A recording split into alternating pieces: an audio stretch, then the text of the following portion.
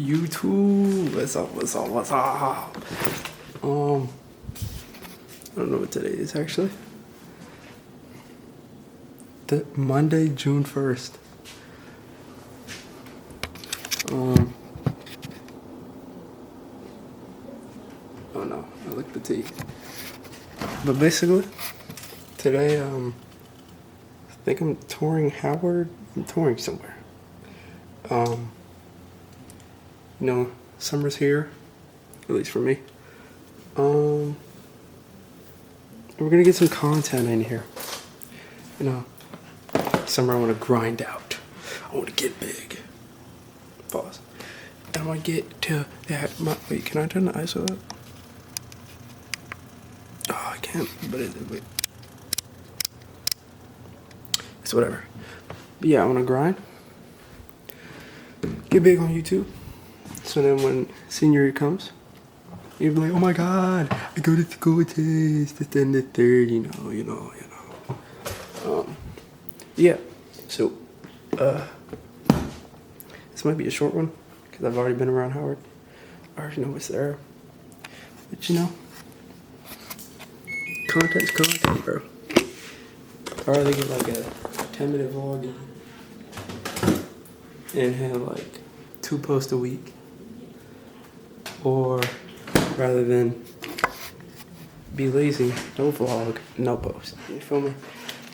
But yeah, I gotta eat and do a lot of stuff. Just wanted to get an intro in. Also, for y'all who know, I have a Twitch. Well, I've been had a Twitch, but I'm actually using it for me now, rather than just gaming and whatever. So there's a Twitch. Go follow. I streamed like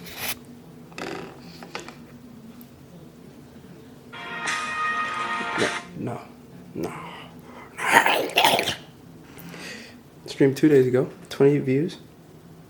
We're streaming today. When I come back, I'm gonna try to get a schedule, but like I'm pretty busy during the summer.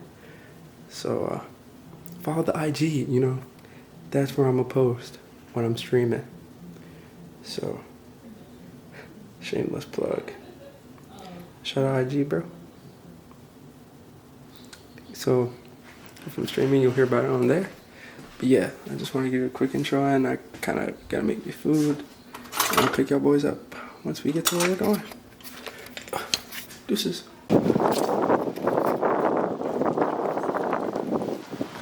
Howard. On the tour. Just finished the information session, wasn't much. Yeah.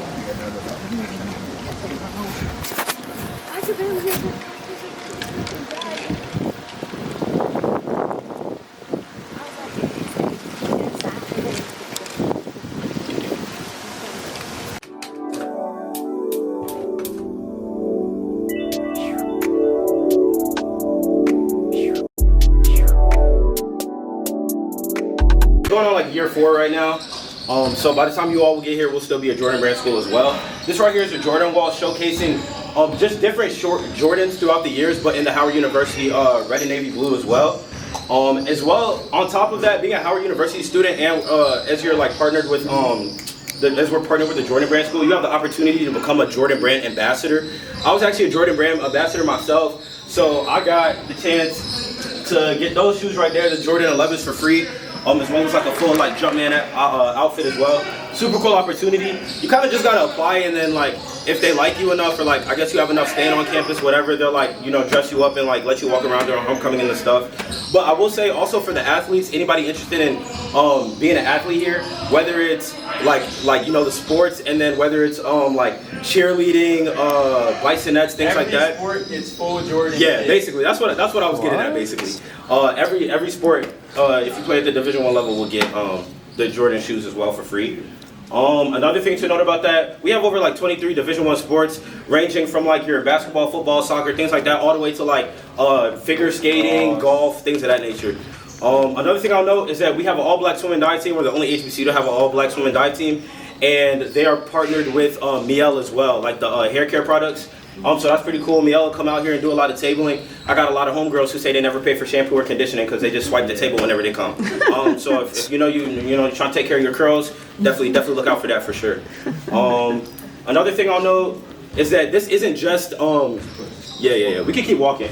But another thing about this isn't just like for sports as well. We also have different events held in this space as well. Like, I don't know if y'all have heard of Springfest before. Springfest is essentially like a big concert that the university throws for the undergraduate students. So it'll take place in the gym over here. We've had, who have we had come? Gunna came, Mariah the Scientist came, Flo Milli came, Lo Shimmy just was here, A Boogie was just here. We've had a lot of notable artists come here and perform in this very gym that you guys are walking in right now. If you guys want to look to your right, this right here is where we have our swimming pool for our swim and dive team. We actually have a really good swim and dive team. They're champions. Yeah, they were just the Northeast Conference champions in 2025. And this year too. Yeah, and this year as well. The banner's just not up yet. But The banner was over there. oh, I didn't beat it. But yeah, that's a swimming pool. And then around this corner, you can get a better view of the actual basketball court. This is where obviously basketball games are played, as well as our volleyball games. Right here. And then around the corner, we're gonna run into. This is where all our basketball games are right here, and volleyball as well. Jason Kidd? Right now they're doing like practicing, obviously, but. Oh yeah. And then our basketball team, men and women, first time in a very long time. Oh Yeah, this is like the practice gym. Yeah, these are our auxiliary gyms, our practice gyms. There's one meant specifically for volleyball players, and then one for our hoopers. And then right below our feet is the athletic gym, which is like the gym that we saw up front is the gym that is the gym for students. But the gym below our feet is meant specifically for athletes. State of the line technology, and then also in our auxiliary practice rooms. They're fit with cutting edge smoke screens, technology, and light. So a lot of the media day stuff that you'll see produced from the school is actually recorded down there. Does anybody have any questions about anything regarding our athletics? Are they redoing the course? Yeah, when we first came in and you saw like I'll show you. So as long as like you're in that athletic team, because it's used as like the second gym. When there's one team down there,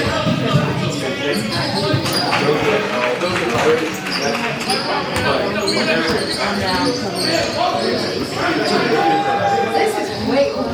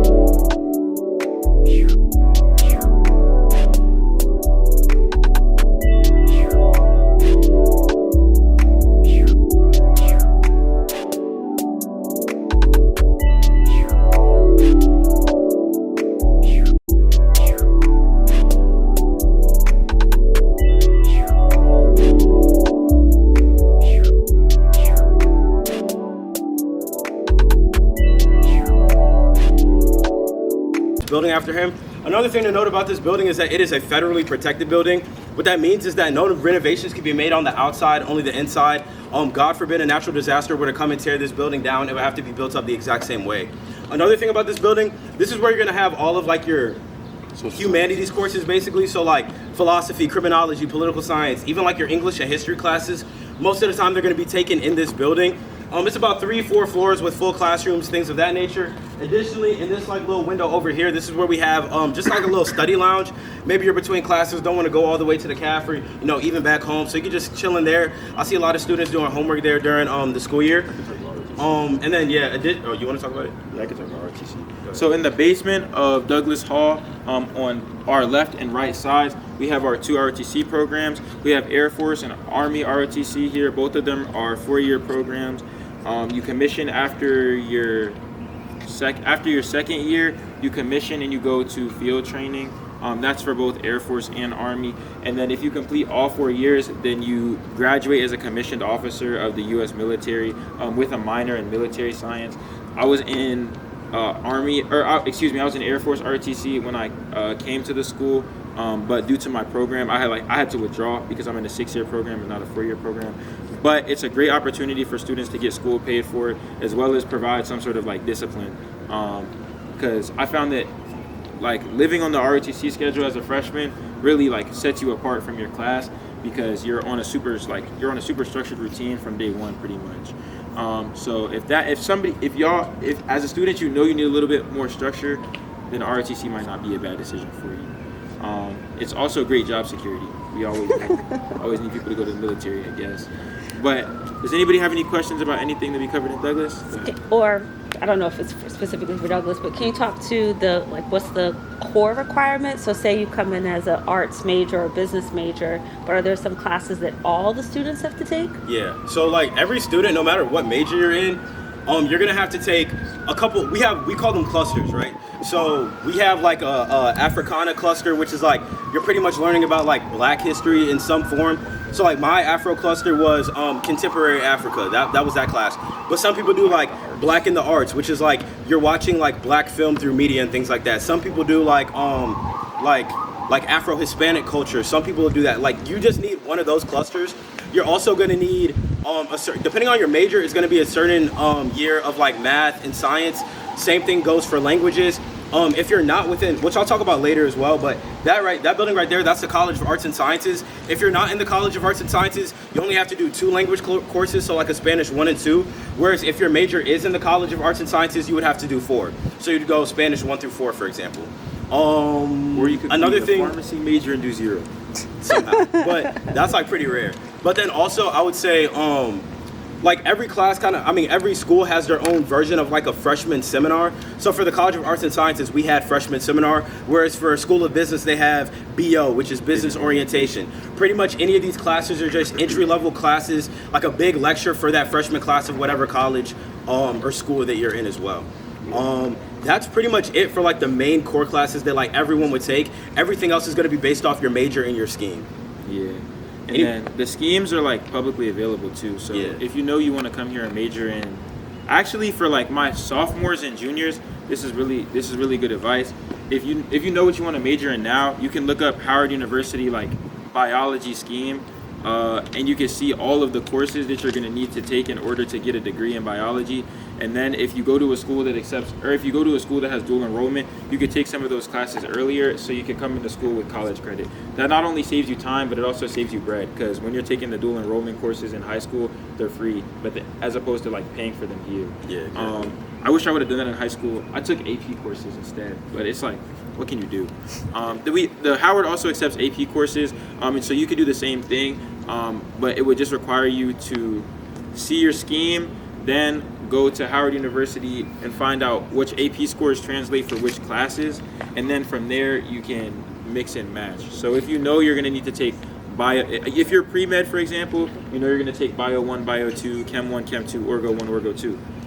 You can take AP Bio, knock out Bio 1 and 2 in one fell swoop if you get a 5 on it, if that makes sense. Now that's 2 classes that you don't have to take, 2 classes that you don't have to pay for, and when you get to school as a freshman, you're already taking microbiology, so you're ahead of the game.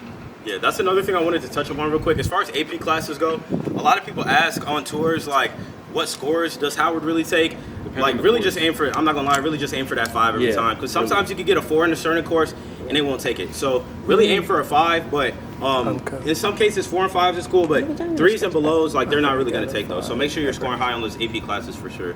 On that AP test, I should say. Does anybody have any questions about Douglas Hall or anything we've talked about up until this point? I'm gonna just talk about Blackburn. All right. No questions? Okay, cool.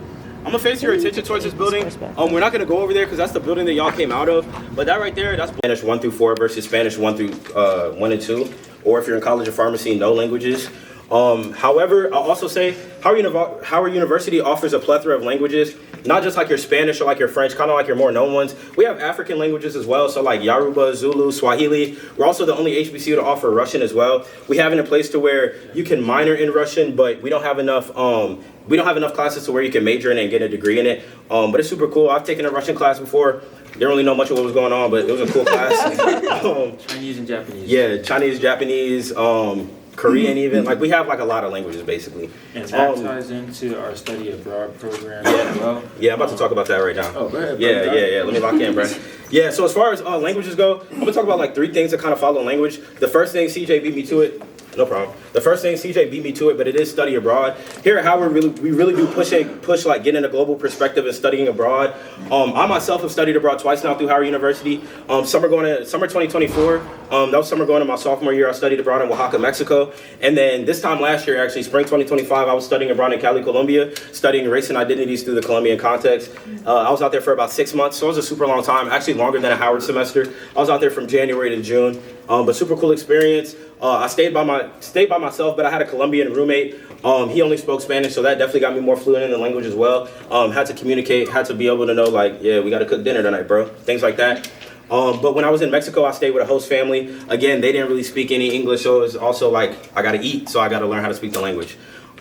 Super cool experiences. I understand going away for a summer, maybe you want to be with your family, maybe you have an internship, and then going away for 6 months just may be too long for some people. So we do have options to where you can go for a spring break, for a winter break, things like that. Through our COAS 890 course, which essentially is, you will sign up for this course, maybe pick like a region that you care about, some research you want to do, and then on your spring break of that same semester, you're actually going to go out and do field work in that country. So for this past spring break, I know people who studied abroad in Egypt, Ghana, Thailand, Italy. They had like an entire like Europe block where they went to like Prague and like other places as well. Super cool opportunities, and it's just your spring break. It's just like a little week. So I understand, again, summer may not work for you, and then 6 months is definitely a long time. So definitely check out those COAS 890 courses if you have a major or minor that's in the College of Arts and Sciences. Another thing I'll talk about as far as languages go, we have a passport program within the College of Arts and Sciences where you can get your passport for free. It's only if you're a first-time passport holder, though. If you just need to renew it, you wouldn't be able to do it, through the College of Arts and Sciences. But if you don't have a passport right now and you want to get one, you can definitely get one through the College of Arts and Sciences. Last thing I'll say is that we have what's called the Flagship Ambassador Program. So me and CJ are just student ambassadors, so we give, campus-wide tours no matter what school you are. But for the Flagship Ambassador Program, it's just for the College of Arts and Sciences. And essentially, because this is the biggest college, the goal is for you to get to know somebody. Like, the goal is for them to be the bridge between different majors that wouldn't know each other. They'll throw different career events, career panels. They'll throw different events for just different majors in general and just be representatives of the College of Arts and Sciences as well. And with that, upon acceptance of the Flagship Ambassador Program, you can also get a $3,400 stipend that can go to our study abroad, like whether it's flights, exchange for local currency, whatever the case is. Yeah, that's all I'll say for now. Does anybody have any questions about the college? So we finished the tour. Howard's pretty chill. You know what you expect out of Howard. Will I be going there? I don't know. For those of y'all that went to Arme, Obehi was there. Yeah. I'm low-key technically home, but I'm walking the Giant to get me some food. Just want to do an outro. But yeah. Shout out me. Shout out YouTube. Shout out you guys. Shout out all y'all that tuned into the stream. We'll be streaming today, so look out for the YouTube. Not the YouTube, the Instagram. And yeah, deuces.